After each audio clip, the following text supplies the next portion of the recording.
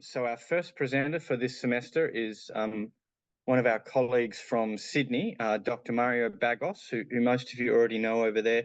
So he's our senior lecturer in theology in the School of Philosophy and Theology. He's also a postgrad theology coordinator. So what I'll do is I'll just give a brief introduction to the paper, but Mario's also sent me a slightly longer description of the paper, which I will post in the chat. So the paper that he's going to give today is an abridged version of the third chapter of his upcoming monograph, which is called Remnants of New Rome, the Sacred Symbolism of Constantinople and the Byzantine Empire. And that's under review with Bloomsbury Academic. So the book deals with the symbolism of the walls and the main imperial or golden gate of Constantinople. Also in the book, there's 200 photos of existing sites and monuments. The majority of these photos Mario has taken himself on various trips to Istanbul, Ravenna and Venice in Italy, and to Athens and Mistra in Greece. So the paper should hopefully go for around 40 minutes, and then we'll have some time for questions. So on that note, take it away, Mario. Thanks so much, Heath. Thank you all for coming. I've been excited to give this paper today and to share some insights from my upcoming book. I'm just going to jump straight into it, and we'll see how we go. Okay, let me just make my screen a bit manageable for me on this end. Okay, so the Theodosian Walls surrounding the city of Constantinople, the capital of the Eastern Roman or Byzantine Empire that lasted from AD 330 to May 29, 1453, were built by Theodosius II the Younger in the 5th century AD. While fulfilling the practical purpose of extending the city's boundaries and keeping enemies at bay, this paper demonstrates that they were also endowed with symbolic significance. This is because Constantinople was seen as a sacred space that was distinct from the profane space outside its walls. This paper explores how the transition from the profane to the sacred was marked out on the lintels of gates into the city with crosses, christograms, which are the first two letters of the epithet Christos, which is Christ in Greek, the Cairo, and what is known as the Iotahi, or it looks like IX monogram, which are actually the initials for Jesus, Isus, in Greek, and Christos. Nowhere is this best seen than in the Golden Gate, built most likely by the Emperor Theodosius II. Marked with Christ's name, the gate also displayed political images of empire, quadrigas, tichis or fortunas, and winged victories, nikis, along with mythological scenes depicting Hercules and Prometheus, again pointing to attempts by the Byzantines to preserve the legacy of ancient Greece and Rome. But perhaps the most enduring legacy of the Golden Gate has been its permanent association with the last emperor of Byzantium, Constantine XI Palaiologos, who in Greek folklore was said to have been transformed into marble and buried at its base, one day to return to reclaim the city. The symbolic implication of the walls, gates, and the Marble King will be explored. So the background and context to the walls.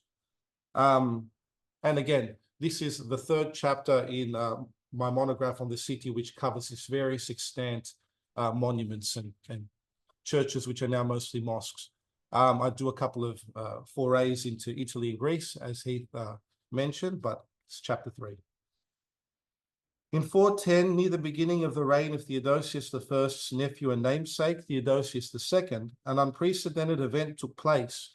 The city of Rome, considered in mythology and in the political propaganda of the empire as the eternal city, which preserved the stability of the world, the Temple of the Vestal Virgins, various other temples perpetuated this belief, was sacked by the Visigoth Alaric and his invading army. The reasons for this event have been variously interpreted.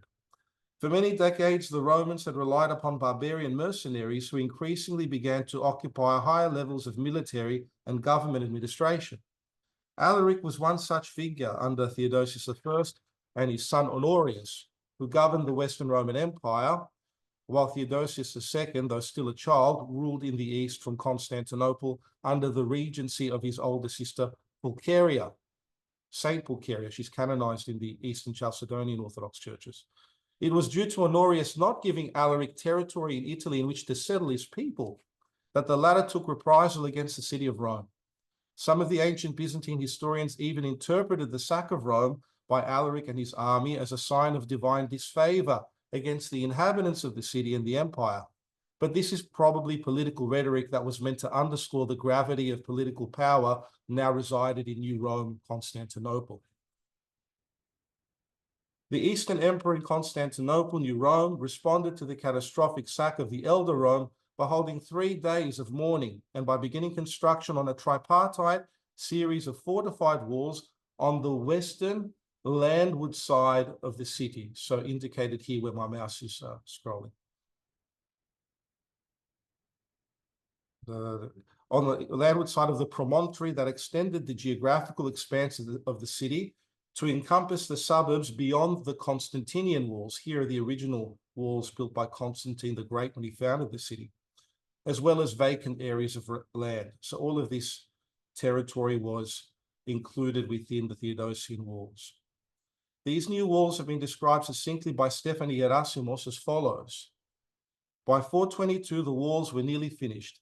They were 6,646 meters long, more than 4 miles, 11 meters, 36 feet high, and 5 meters, almost 17 feet thick. They reached from, go back, the Sea of Marmara, here, to the Golden Horn, and were secured by 96 towers, 74 rectangular, 1 pentagonal, 5 hexagonal, 2 heptagonal, and 14 octagonal. Constructed at 55-meter intervals, the 2 to 3 story towers ranged between 15 and 20 meters in height and served in peacetime as barracks for the soldiers. There were 5 public gates and 5 emergency gates. You can see them here, the Gate of Horatius, the 5th military gate, the 4th military gate, Gate of the Regium, and the main gate, the Golden Gate. The walls were an imposing defensive structure that was enhanced by a ground-level passageway that gave the guards access to the towers. Behind the passage was a second circular wall, 8 meters high, with 82 towers, with a second passage. In addition, a moat, 15 to 20 meters wide, was dug to 7 meters deep in the rock. So it's pretty it's pretty indestructible, you know. Altogether, the defenses extended over a breadth of up to 70 meters.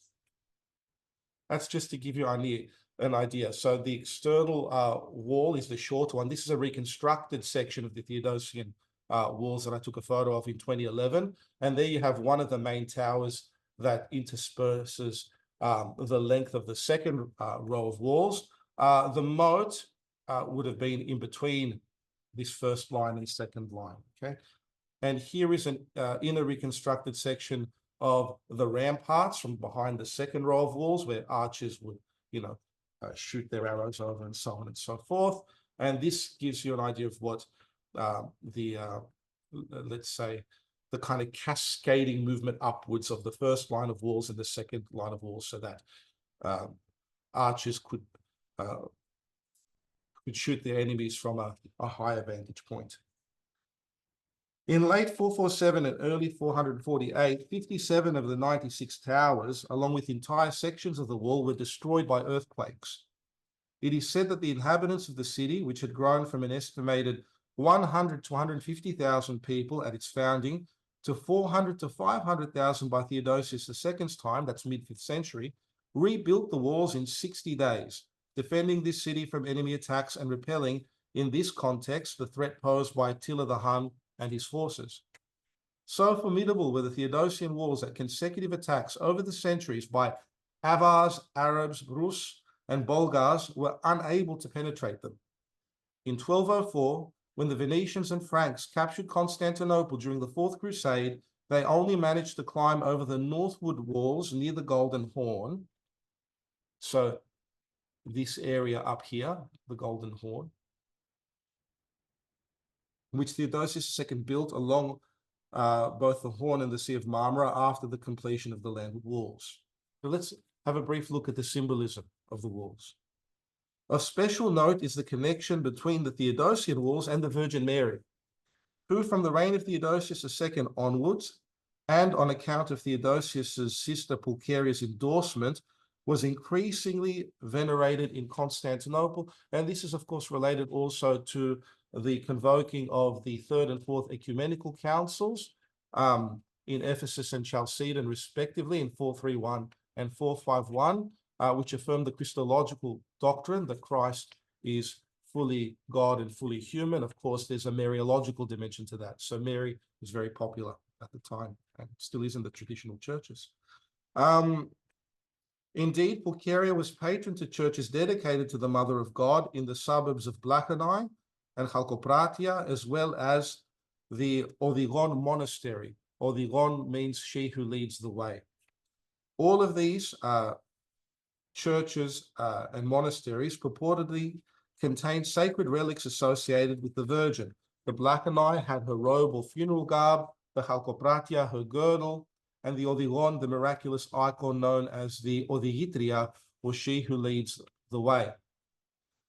When the Avars invaded and attacked Constantinople in 626 AD, the Patriarch Sergius, to whom the Emperor Heraclius entrusted defense of the city while he was on campaign, made a circuit of the Theodosian Walls every day while holding the icon of the Odigitria, she who leads the way. And it was to her that the victory against the invading forces was ascribed. After this event, a new proemion, or prefatory hymn, was added to the akathist hymn from the Greek akathistos hymnos, literally the unseated hymn, that was meant to be sung while standing. The proemium entreats the Mother of God as follows. Unto you, O Theotokos, God-bearer, which is a traditional title of the Virgin Mary, going back to at least Origen's time, but is kind of enshrined in the doctrinal definitions of the Third and Fourth Ecumenical Councils in particular. Unto you, O God-bearer, invincible champion, your city in thanksgiving ascribes the victory for the deliverance from sufferings, and having your might unassailable, free me from all dangers, so that I may cry unto you, Hail, O bride unwedded. Henceforth, the Virgin Mary was considered Constantinople's special protectress, and to this day in the Chalcedonian Orthodox churches, this hymn is chanted every Friday during the period of Great Lent. The Theodosian Walls were likewise inscribed with dedications and talismans that were also intended to protect this liminal space, symbolizing transition from the profane or neutral space beyond the city to the sacredness inhering within the city itself. To choose just one example, which is extant and can be viewed to this day, we turn to the third military gate of the city, with gates symbolizing precisely the transition outlined above. And this gate is the Regium or Porta Regium. This gate was sometimes called the Porta Rusiu, which was the Red Circus faction that comprised one of the 4 teams that competed in races in the Hippodrome, the city's main circus. So it's named after the Red faction. There were also the Greens and the Blues and the Whites. So they, if you've read Procopius's history or any of the other contemporary historiographical texts, you'll see that they're up to no good usually, and backing certain emperors against others and so on and so forth for these circus factions. So modern day traffic driving through the Porta Rusiu. You might be able to see the cross in the center there. The former name of this gate, Regium, is due to the fact that it led to a town of the same name, now Küçükçekmece in Turkish, which was 12 miles away upon the shore of the Sea of Marmara. The gate was connected to this town via a road leading westward away from the city and was located approximately in the middle of the landward walls. Yeah, if you look at the map at the beginning, it's in the center. I'll take you back to the map later on. There are 5 inscriptions on this gate, with 2 on its southern tower. The gate's marble lintel is marked by cross, which also appears on the left and right of the underside of the door frame, symbolizing that as one passes under this gate, they take on themselves the protection of Christ's cross, which is endowed with life-saving power, since, of course, it was through the cross that Christ defeated death with his resurrection on the 3rd day. The Greek and Latin inscriptions on the horizontal face of the lintel are themselves bracketed on either side by crosses. These inscriptions denote the dedication and restoration of the walls. In the case of their dedication, well, the inscriptions are here in Greek and in Latin there.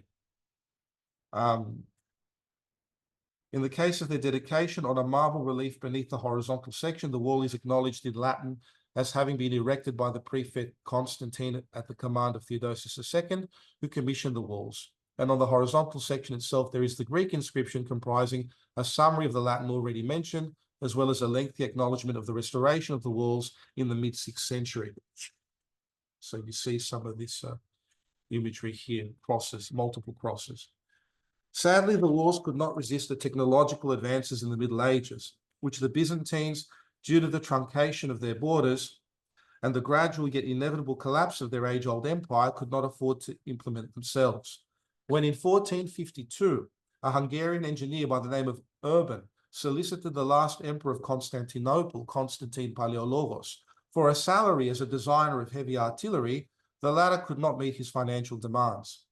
Urban then went to the Ottoman capital at Edirne, that under Sultan Mehmed II, the eventual conqueror of the city, was preparing to besiege the Byzantines, and was promptly hired to design a giant bronze cannon with a barrel more than 8 meters long.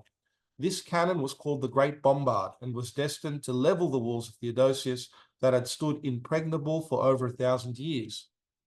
Indeed, the fall of the city was said to have been hinted at by portents in the days before the final siege that took place in the early hours of the 29th of May, 1453. On the 22nd of May, and this is in Michael Dukas and various other contemporary 15th century historians, 22nd of May, the moon was eclipsed.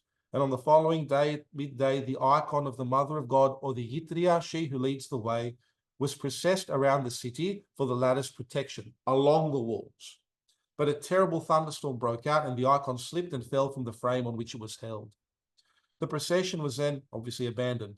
2 days later, on the 24th, the city was enveloped by a thick fog until evening, when a red glow was seen on the dome of Hagia Sophia, the cathedral church Holy Wisdom, Hagia Sophia Jami now, which rose to the peak of its giant dome and then disappeared. In this state of desperation, Roman Catholics and Orthodox in the city set aside their doctrinal differences to celebrate, which was a hot topic that back then, obviously. These days, we're trying to breathe with both lungs of the church, and there's a lot of movement towards final reconciliation of the churches. But in the 15th century, this was a contested move for Catholics and Orthodox to come together to celebrate a final liturgy in Hagia Sophia, to have Holy Communion together, at the culmination of which the Emperor Constantine XI gave a final rousing speech to those present, encouraging them to fight valiantly in imitation of their Greco-Roman ancestors. And if you've never seen this speech before, check out Constantine Palaiologos' last speech online. It's a cracker. It's really an example of heroism. And, you know, the final siege of the Ottomans against the city took place on its landward side. Sometime just after midnight, I'll just give you an idea of the walls again. So on this side here, the Turkish cannon bombardment started at the St. Romanos gate. St. Romanos is here, so around this area here. Numbers vary in terms of how many Turkish janissaries and military there were, from 100,000 to 50,000, more or less, but they started to bombard around this area, the gate of St. Romanos. The Sultan sent his irregular troops to attack the Theodosian walls, but they were cut down by the Byzantines, and after a few hours of slaughter, Mehmet called them back. Just before dawn, a second wave of troops, many of whom were former Christians from Asia Minor, attacked but were also repelled. Soon after, the third wave, janissaries made up of former Christian boys, converted to Islam and trained as the Sultan's elite guard, attacked. Constantine Palaiologos led the defense, which seemed to be holding ground until, according to some sources, this is a very contested issue. It's been approached from different angles, but I'm just going to give you a general outline of what took place. 2 things happened on the walls that changed the course of the battle. A small gate near the Black and Eye district up here, called the Cercoporta, or wooden gate, which was used by Italian mercenaries, the Bocchiardi brothers, from Genoa. They had come to the defense of the city with the mercenary adventurer Giovanni Giustiniani Longo. They were using this gate for small skirmishes in and out of the city. They left it open in the heat of the battle. So what happens is, forgetting to lock it, approximately 50 Ottoman soldiers entered the gate and raised the Ottoman banner on the rampart, on the walls. This, of course, gave enthusiasm to the Ottomans, The second thing that happened was Justiniani Longo was injured while defending the area near the St. Romanos Gate. And this is the second time that he was injured in 2 days. He died as a result of these wounds. He asked the emperor for keys to the gate so that he could re-enter the city to heal his wounds. Constantine reluctantly obliged, but when the Genoese saw their master being carried away, they thought they were retreating and ran to follow him, leaving the Romans to fight on their own. Constantine Palaiologos, king and emperor of the Romans, which is how he would sign his official documents, was last seen alive near the St. Romanos Gate, where the fighting was thickest. The city was then taken, and the last ruler of Constantinople passed into legend as the Marble King. So, we've done a bit of a historical outline of the Theodosian Walls. We've looked at some of the talismans associated with them. We've looked at the kind of supernatural occurrences that took place around the fall of the city. But the most enduring aspect of the walls, apart from the fact they endure there in Istanbul, and you can visit them today, is the myth that the last emperor was turned to marble and that he will come again to recapture the city, which is what we're going to look at now. Okay, so the legend of the Marble King is irrevocably linked to the Golden Gate.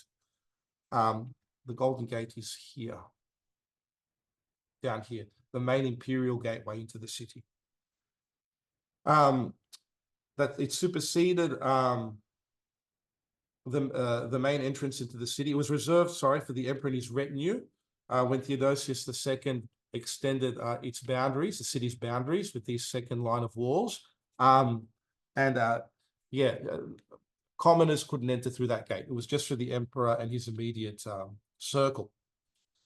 There is debate as to whether or not the gate was an existing triumphal arch erected by Theodosius I outside of the city to commemorate his victory over the usurper Maxentius in AD 388. So it's a triumphal arch, like a Roman triumphal arch, and then later incorporated into the walls, or whether or not Theodosius II, the first's nephew, built it from scratch. It's neither here nor there for our purposes at the moment. In any case, the Golden Gate was set towards the southern edge of the wall, and according to Sarah Bassett, consisted of 2 separate gates, an inner portal and an outer or propylon gate. Shot to you. That's the inner portal. The inner gate was a triple arched marble entry recessed between 2 marble-faced pylons. And across the city and the countrysides of this central arch ran the inscription that gave the place its name. The outer or propylon gate was a single arched entrance. So let me just give you, this is the external outer gate with the marble lintel of the entrance held up by these propylons here. And the main gate is like a triumphal arch behind it, which imitates the Roman triumphal arches, but was bricked in the later Byzantine period. As you can see, it's bricked in here. Okay. The following inscription, now lost, was on the westward side of the gate, recessed into the arch. He who builds a golden gate, he who builds a gate with gold rules a golden age. So that was the inscription that one could see in gold letters. Theodosius I, if he was the original builder of the gate, was probably hinting at something similar, that his reign had inaugurated a new golden age, was reflected by statues of a monumental quadriga drawn by elephants and charioted by none other than the emperor himself in statue form, which was on top of this inner portal of the gate. At the very top, there was that quadriga of horses charioted by the emperor. In any case, the inner triple arched portal, which we just saw, the bricked up one, was based on Roman triumphal arches that we've seen examples of that commemorated victories of Roman emperors in battle or conquests. Examples of these include the Arch of Titus in the Roman Forum that commemorated the conquest of Jerusalem in AD 71, or better still, the triple arch of Constantine erected well before he founded Constantinople in 315 AD to commemorate his victory over his rival Emperor Maxentius at Pons Milvius in 312. Then that's in Rome, obviously next to the Colosseum. The erection of such arches in ancient Rome was usually associated with the celebration of a triumph, a victorious procession of an emperor after battle, from the Field of Mars to the Capitoline Hill in Rome. So everything about the Golden Gate speaks about power, speaks about victory. A golden age has been inaugurated under the Emperor Theodosius I or the second. The sources vary. As the arches of Titus and Constantine are clearly adorned with reliefs and statues that communicate in religious and symbolic imagery the narrative of the events they commemorate, so too was Theodosius's Golden Gate adorned with a winged victory symbolizing its namesake. This further implies that the gate was built by Theodosius II, originally as a triumphal arch. In any case, the arch also included a Tyche or fortune of Constantinople, which was a motif frequently used by the city's founder to symbolically demonstrate that it was destined to rule the world. Pierre Gillies and English travelers in the 17th century noted that the outer portal or wall, this one here, was adorned on either side with broken marble reliefs arranged in 2 tiers that depicted mythological scenes, including the labors of Hercules and the punishment of Prometheus. With the exception of small fragments in the Istanbul Archaeological Museum, most of these have been lost, but they do indicate the ongoing appreciation of classical pagan literature in Byzantine Christendom and Constantinople.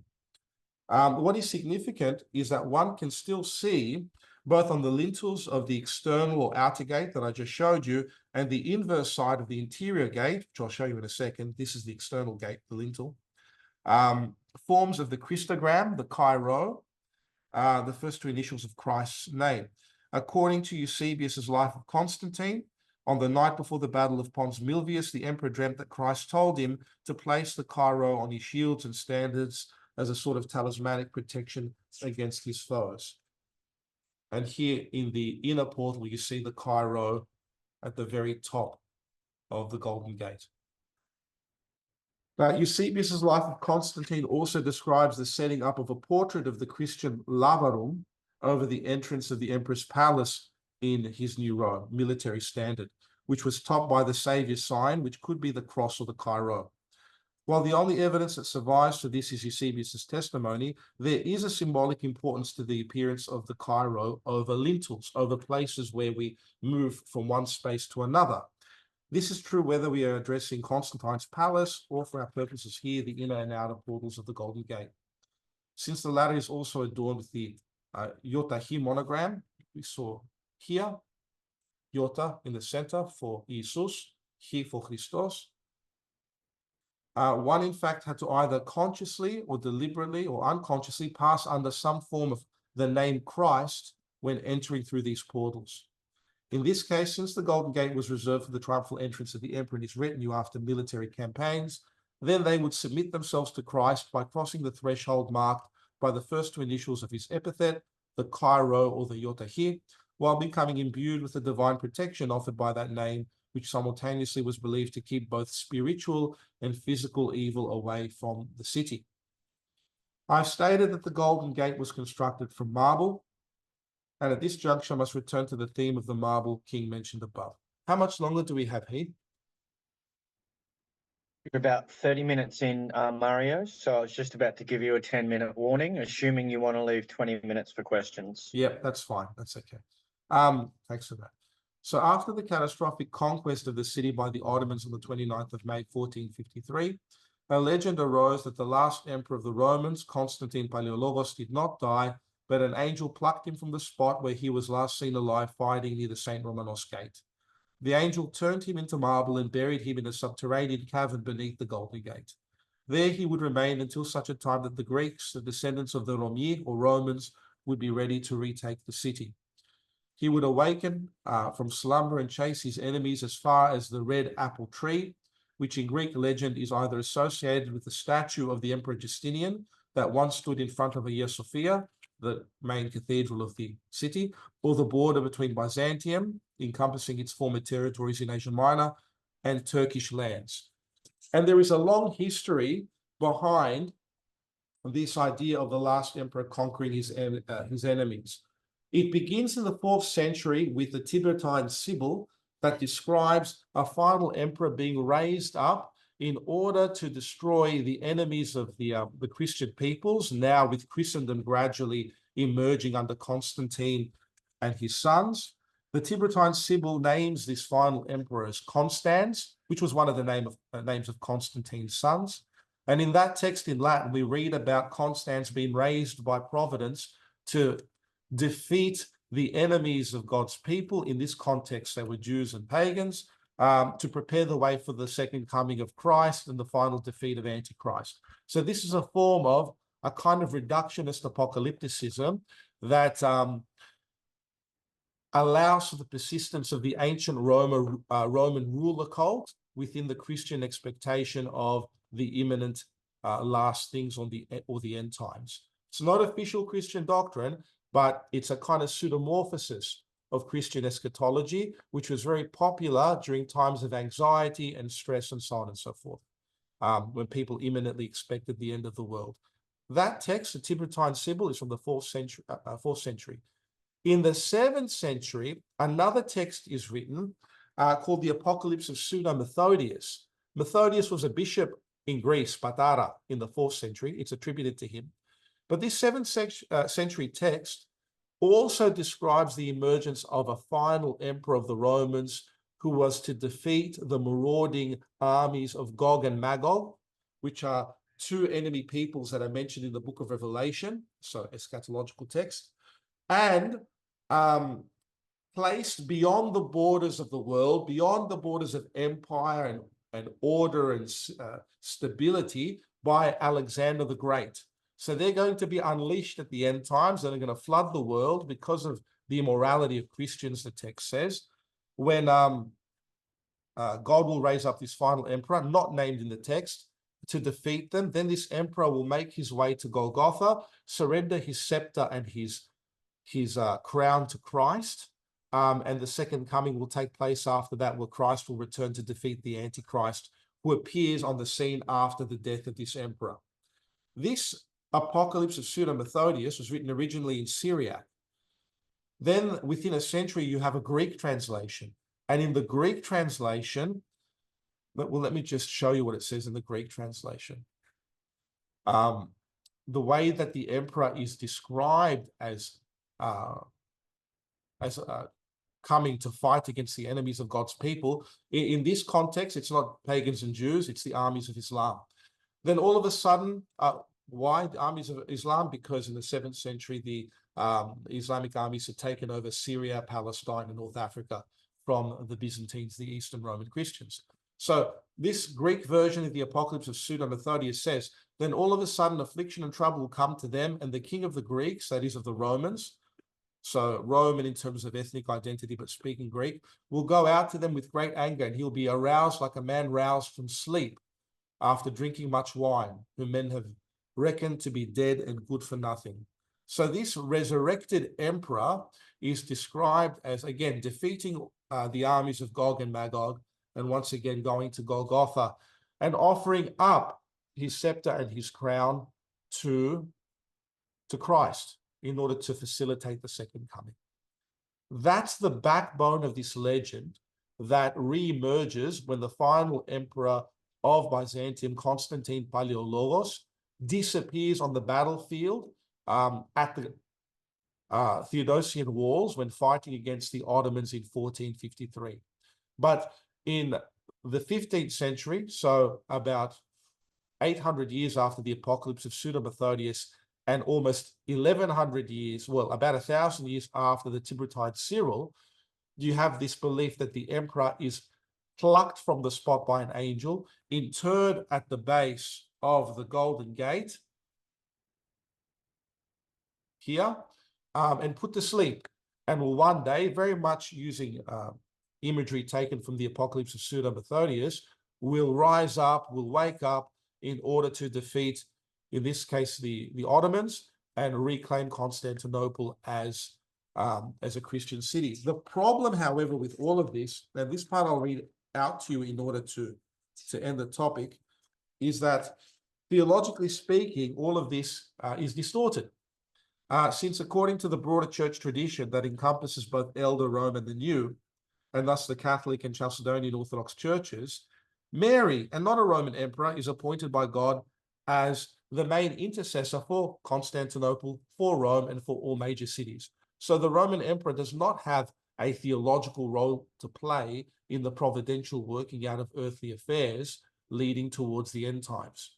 That's the first problem, theologically. Secondly, the longing for the restoration of the city of Constantinople is similar to the expectation of the people of Israel, as recorded in the Old Testament prophecies, that the Messiah would come to overthrow the enemies of God's people and politically and spiritually restore Israel to its former glory from the vantage point of the capital city, Jerusalem, which has the temple. The New Testament demonstrates that the Messiah, the Son of Man, would come not just to liberate a particular people from external or military oppression, but all peoples from existential oppression caused by sin and death, and that this would not necessarily involve the restoration of the earthly Jerusalem, since Christians already anticipate the heavenly or the new Jerusalem within the church that has not yet been inaugurated.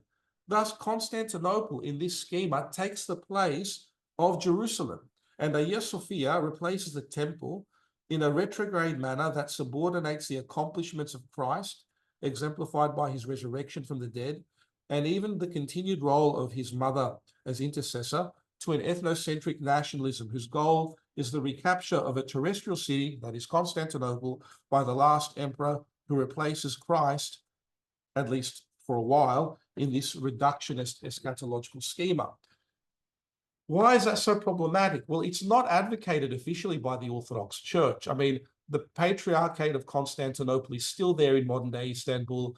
Its official theology does not include any of these things, but on a popular level, in periods of anxiety and distress, political and economic upheaval and turmoil, certain elders who have their virtues, of course, I'm not criticizing them entirely, play upon the fears of Greeks in Greece and also abroad in the diaspora by telling them, don't worry, things might look bad, but God is going to awaken Constantine Palaiologos, who will reclaim Constantinople. And then the Orthodox Christians will take back the city, which implies, what does that imply? There are 18 million Turks in Constantinople, in Istanbul. Anyway, we'll retake the city, and a glorious transformation of the world will take place from that vantage point. That's doing the rounds on social media to this day. It was very popular in the 90s and in the 2000s with the Greek financial crisis and everything else from 2008 onwards. And it's also in Greek folklore and popular tradition. There are modern Greek songs about it and so on and so forth. So the walls of Constantinople cast a long shadow throughout history. They're associated with various supernatural omens, and the permanence of the walls themselves, which are still there, associated with permanent ideas concerning the last emperor who will come to reclaim the city and forge God's kingdom on earth anew, something which is not consistent with traditional Christian eschatology, but remains problematic for any of us who, let's say, want to put all our hopes in Christ and his church and not in terrestrial emperors and kings. That has all sorts of implications for populism and everything else that I won't go into now. And I think I'll round it up there.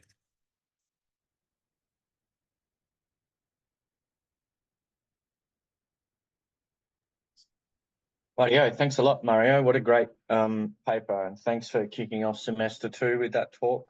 So if anybody has a question, if you could just use the raise hand function. Depending on how many questions we've got, we may have some time for back and forth. So yeah, the floor is now open to anybody who would like to ask Mario some questions about the paper.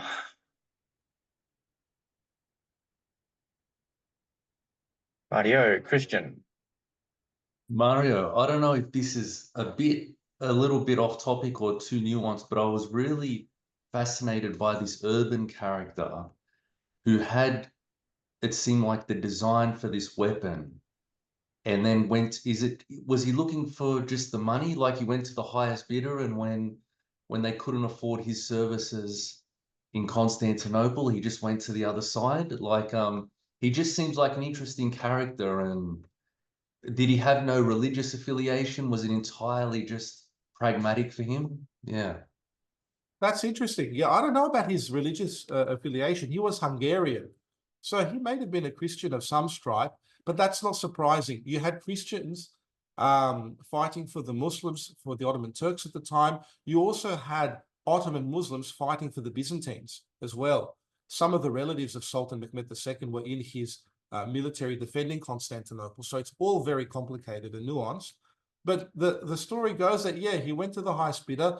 Constantinople was and Byzantium was in a state of rapid decline. By 1453, all that remained to it was the city itself. So, and parts of the southern Peloponnese, which were swiftly taken thereafter. So it wasn't in a position to negotiate with an empty treasury.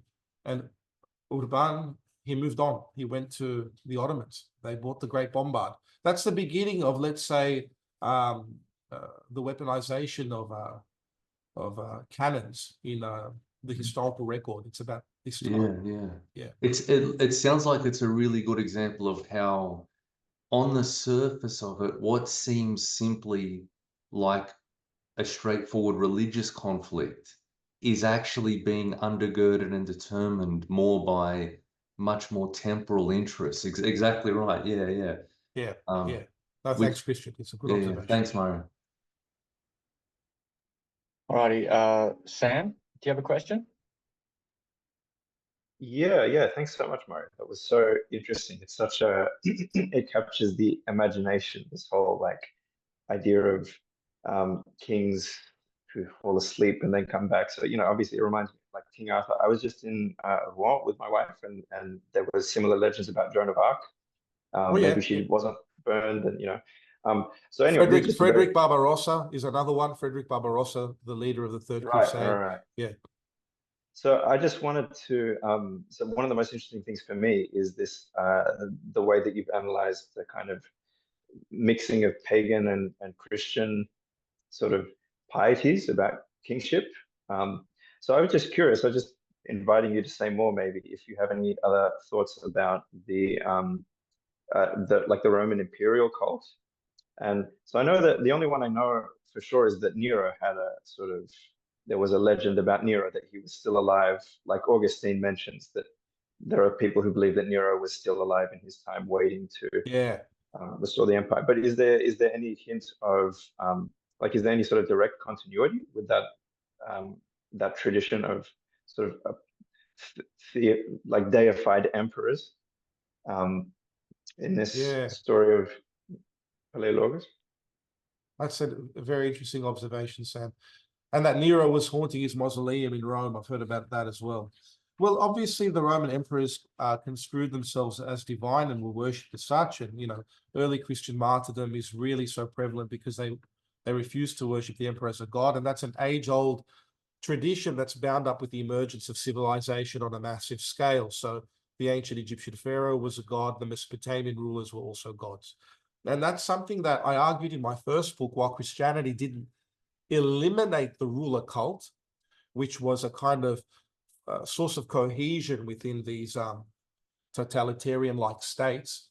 It nevertheless curtailed it because it becomes almost impossible, since God had become man as Christ, it becomes almost impossible for a Christian ruler with the advent of Christendom to construe themselves explicitly or emphatically as a god.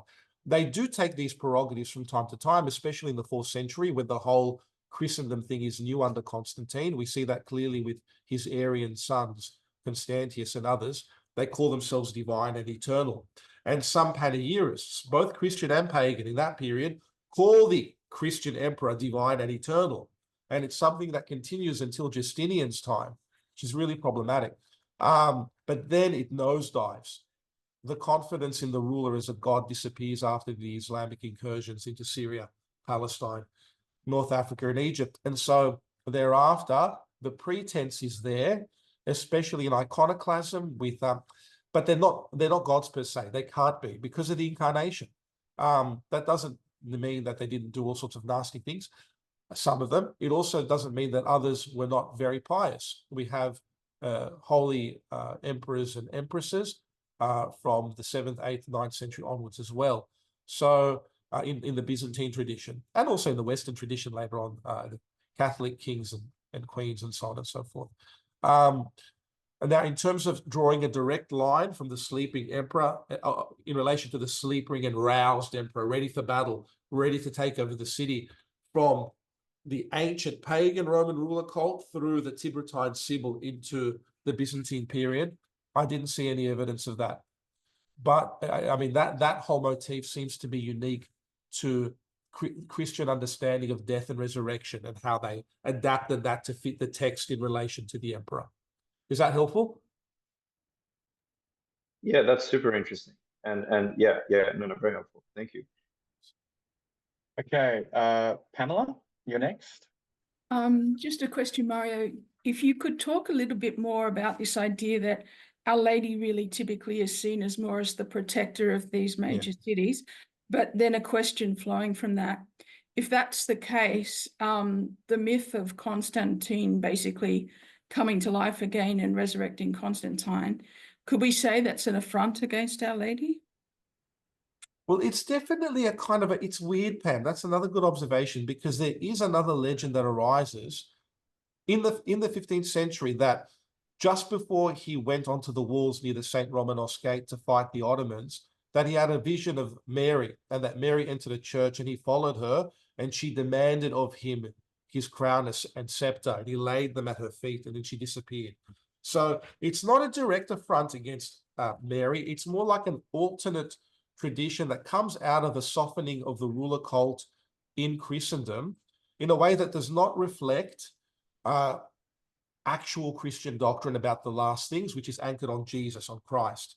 Now, in terms of Mary as protectress, Mary's cosmic role is very clearly indicated in Revelation chapter 12, where she is seen. It's Mary, it's Israel and the church, the woman clothed with the sun, with the stars around her head, giving birth to a child who will rule the nations with an iron scepter, and so on and so forth.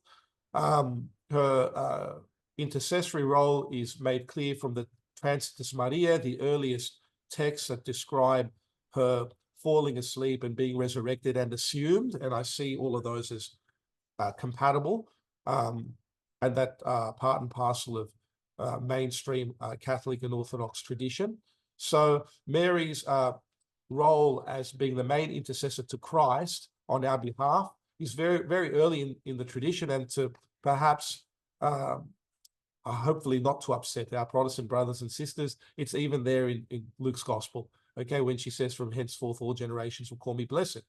Thereafter, by the 5th century, because of the Christological conflicts that take place in relation to the person and identity of Christ, Mary's role is brought into that as well, because he took his human flesh from her. So what happens then is, by the time you get to the mid-400s, the Fourth Ecumenical Council articulates the main doctrine concerning Christ, which is unchanged, that he is one person in two natures, divine and human. He's eternally born from the Father in terms of his divinity, but born temporally from Mary, the God-bearer, the Virgin Theotokos, in terms of his humanity. That influences the public space and the urban space, so that Theodosius' sisters, Pulcheria, from around this period, begin to build those churches that I mentioned earlier that are dedicated to her. And the convoker of the Fourth Ecumenical Council, the Emperor Marcian, arranges with Pope Leo I in Rome to have the Domitian/Assumption feast become a main feast in the church and celebrated publicly in Rome and Constantinople and throughout Christendom. And so from this point onwards, Mary is known as Salus Populi Romani, the savior of the people of Rome. And that has to do with the Byzantine icon of her, the miraculous icon in the Pantheon, which was renamed and rededicated to Mary and the martyrs by at least the 7th century AD. So between the 5th and 7th century, she becomes protectress of Rome itself, the elder Rome. Definitely in the 5th century, in the 7th century, she becomes protectress of Constantinople as well, when Patriarch Sergius dedicates this hymn to her that I mentioned earlier. So yeah, that's the historical trajectory behind Mary, the Marian protection of these two cities. Well, let's try and get through a couple more. Sarah, welcome along to the seminar. Welcome, You've got Sarah. a question for Mario? Yeah. Thank you. Thanks, Mario, for a fabulous talk. Thanks, Sarah. I Thank just you. wondered if I could put you a little bit more on the role of the emperor. Mm. I think you're absolutely right that the emperor is no longer divine, definitely by Justinian and probably well before that. But he does seem to act as God's representative, which is not like, I don't think there's any affront to Mary in any way. Mary is clearly more important than the emperor. Yeah. But he has this sense that he has to clean up God's house at various points, so then we get the forced conversions of the Jews, right around the beginning of Islam, because they think, oh, this means the end of the world, and it's the emperor's responsibility to clean up God's house before the second coming. Do you think that's an accurate picture? So the emperor still has this sort of particular connection to the divine as sort of God's representative in the Christian empire. That's definitely, thanks, Sarah. That's definitely the case, because the terrestrial empire is seen as a kind of microcosm of the heavenly one. And so the battle that takes place within Byzantium, which is more intense within Byzantium because it had to, the Patriarchate of Constantinople had to work so closely with the state, which compromised it on many occasions, but which also led to the situation where Providence raised up heroic and holy figures like St. John of Damascus and all these others to defend the church's doctrine against imperial interference and imperial persecution that was always undertaken by divine right, according to the emperors. It's not necessarily as much the case in the West, because the papacy, because of the Dark Ages and the theology behind the role of the papacy, elevates it above terrestrial kingdoms in a way that wasn't the case and couldn't have been the case where the seat of power was in Constantinople. But the papacy is also persecuted by the Byzantines as well. We know the famous situation with Pope Saint Martin, who together with Maximus the Confessor, well, he was killed, he was martyred for defending the belief that Christ has two wills. So yeah, definitely they take divine prerogatives to themselves, the Byzantine emperors. At least up until the Komnenian dynasty. They're doing it at the end as well, but towards the end of the empire, they are more willing to make concessions in order to save the terrestrial empire, and that includes the willingness to reunite with the Roman Catholic West, which was kind of fanatically opposed by some of the inhabitants of what was left of Byzantium at that time. Thank you. So I might just ask, we've got to, just before we, we might go with David. So look, Nathan has left you a question in the chat. You might want to take a screenshot. We might not get a chance to answer that. I'm looking at the question now. Shall I answer? I think maybe Nathan. It's just a yes or no question, Mario. That's all. Something. Mario, we can talk about it in the kitchen. Another time. Okay, no worries, Nathan. Thank you.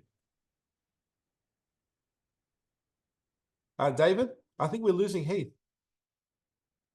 Is everybody having the same? But I don't want to take away from Nathan's question. So it's a very interesting one. So Mario, feel free to. Hi, Mario. You should answer my easy question. Would the City of God have been a different book if he had written it around the time of the fall of Constantinople? No, it would have been the same, I think. Yeah, the testimony of Christian tradition and the church is that the heavenly Jerusalem and the church, which is in via towards the heavenly Jerusalem, the church militant, is above and beyond any terrestrial empire. The church militant, because it participates in the church triumphant in heaven already and finds its destination and locus there. And that's already in the New Testament. We have no lasting city, our city is in heaven, and so on and so forth. That's very early on. So nothing would have changed amongst genuine saints of the church, I don't think. Yeah. Oh, it was easy.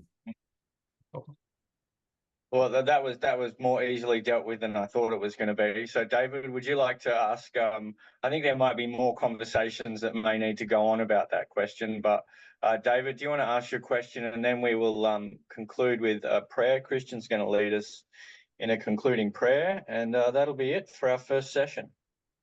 Thanks, Heath. Thanks, Mario. It's so interesting, that blend of theology and history and art history. So I'm actually the husband of Karen Hammerschlag, who you corresponded with a little bit. That's right. Yeah. Just wanted to introduce myself. Anyway, really nice to meet you, and thank you so much for your talk. I just want to ask you about these amazing walls, and I may have missed this. So when I'm thinking about holy cities and walls, one of the first things I think of is the Western Wall of the Second Temple in Jerusalem. And as you know, that's become a site of worship. As far as I understand, that has no theological or historical precedence. The walls were not important when the temple existed, but it was what was inside the walls that was important, especially the Holy of Holies, the inner sanctuary. So I'm wondering, these walls in Constantinople, have they ever been a sort of site of worship in the way that the Western Wall has become in Jerusalem? It's a really good question. They might have been. You have a phenomenon developing in the Byzantine East in relation to liminal ecclesial spaces. So that means churches, and it's in the West as well, but I know, because my research was on Byzantium, I know this stuff a bit better. So you'll have a church embedded into a gate, a church embedded into a bridge. For example, there are these magnificent churches in Novgorod in Russia, where you have a bridge and then there's the space through which passengers can go, and above that is a church, so that as you pass underneath the mass or the liturgy being said, and so on and so forth. So this was certainly the case. I don't know about the Theodosian walls, although they're inscribed with all of these talismanic crosses and everything else, but the walls leading into the Great Palace district in Constantinople. So if I can just share my slides again, the Great Palace district is here, and around where you see Santa Sophia, Sophia there was the Halki Gate, or the Bronze Gate, which was like a tetrapylon with a platform that had a church on top of it, and on the facade of that church was a great mosaic of Christ Pantocrator, the Master of All, and it was heavily fortified. It was surrounded also by gorgons and tichis, but at the lower pedestals or levels, so showing that Christ is victorious over the agents of chaos and the demons and everything else. And as if you enter during a liturgy, well, you'd be passing under the service taking place above your head, and that was the main entrance into the Great Palace district. So that's one example that I can think of where worship kind of takes place within the gate itself, in the Great Palace district's walls. Great, thank you. Okay, well, look, thanks again, Mario. That was a really interesting talk and a lively Q&A. I appreciate it very much. Well, thank you.